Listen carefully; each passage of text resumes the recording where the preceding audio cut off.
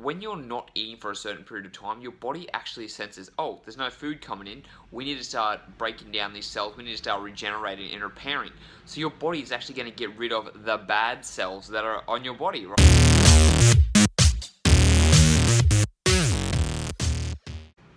What are the benefits of doing intermittent fasting versus another type of diet?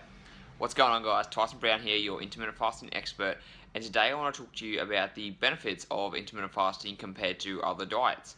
Now, at the end of the day, when it comes to a weight loss perspective, what's going to matter most is how much you're eating during the day. It doesn't matter whether you're doing intermittent fasting, whether you're doing the 5-2 diet, whether you're doing deficit day, whether you're doing, whether you're following vegan or paleo or any of those things. You need to be eating less than you burn during the day, and that's just a fact. They've actually shown studies that people who can't seem to lose weight, all of a sudden, they get put in a chamber where they get fed a certain amount of food and they start losing weight, every single person. And so what that's shown is, it doesn't matter what type of diet you're on from a fat loss perspective, if you're eating less than you burn, you're going to gain weight. So let's just get that out of the way. But why do I love intermittent fasting so much? Well, there's a couple of reasons for this. Number one is because when you restrict yourself for a certain time period of how long you can eat, you're less likely to stuff up, okay? Because if you say, all right, well, I'm going to fast for 16 hours a day. So you would usually eat from 6 a.m. to, let's say, 8 p.m. You have a coffee at 6 a.m. or whatever you do. Then you have breakfast, then you have snack, then you have lunch, and you have dinner, blah, blah, blah. And let's say after dinner you get a little bit peckish and you go and get something, okay? So you've eaten for more than 12 hours a day.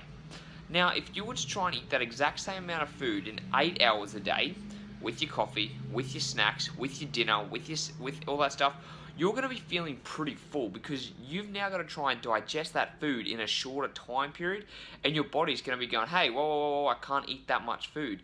And so what they found is a lot of people, including myself, have found it beneficial when I've restricted myself to a certain amount of time, because as much food as I want to try and eat, there's only so much you're going to be able to eat in a shorter amount of time.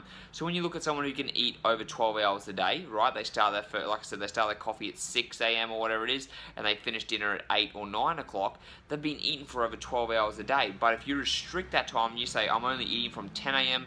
until 6 p.m., then you're completely changing that. And that's the one thing that I find is the most beneficial for myself. So if you're someone who likes to overeat, or you have a tendency, when you have that cutoff time, you have a shorter time period, it's so much easier to stick to. And that's what I love. That's what a lot of my clients have found too.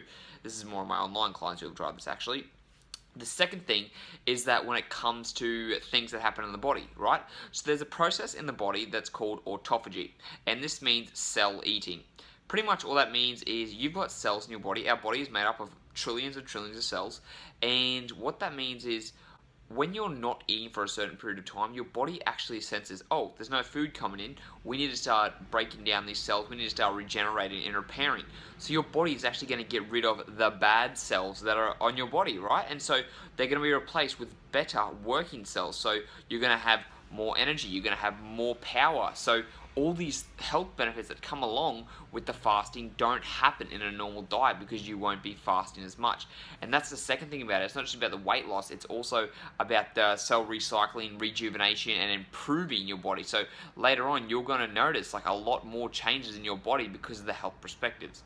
And number three thing that I really, really like for intermittent fasting or fasting in general is the longevity effects, because they found people who practice this type of fasting actually have a longer lifespan.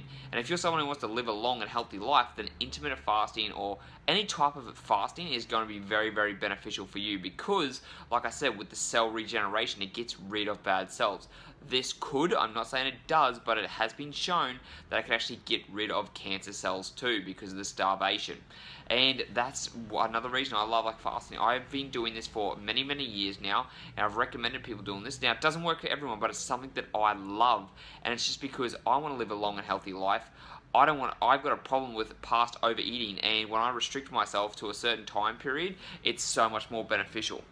And you can actually change this. So if you're someone who goes, you know what, I tried the 8-hour, 16-hour, and 8-hour fast, and I still managed to eat all my food, then you just restrict it even more, because the shorter time period you have to eat food, the more likely the more beneficial it's going to be. So they're the three big things I like about intermittent fasting, and I want to share something else with you guys. this can actually be worked to your advantage too if you overeat, which is what I like too, because coming from my past, when I was younger, I overate dinner a lot, right? And I still kind of had that tendency. So if I go out and I know I'm going to go out for dinner or anything like that, I'm going to do one thing. I'm either going to do a 24-hour fast the day before. So if I'm going to go out on a Friday night, let's say 6 o'clock, my last meal, I usually finish at 5 o'clock anyways. My last meal is going to be at 5 p.m. Thursday. I'm not going to eat until 6 p.m. that next night when I go out. That way, it doesn't matter whether I go out and I overeat. I'm not going to be overeat 2, 3, 4,000 calories, which means I'm not going to have that fat gain. And then I can just go back to eating normal on Saturday. Or if I end up going out on let's say Friday night, I didn't do the 24-hour fast before, I can do a 24-hour fast afterwards. And this way, what it kind of does, it just balances it out. Because at the end of the day, like I said, it matters how much you're going to be consuming. And so if you can use these approaches to help you eat less during the day and to also avoid the additional fat gain that comes up when you overeat, then it's going to be so much more beneficial for your health. So they're the 3 big reasons I love it. And an extra reason, number 4, what I suggest you really start with intermittent fasting. Don't knock it until you try it, because especially if you want the longevity benefits of it, the cell regeneration, and just to feel overall better, then intermittent fasting is going to be perfect for you.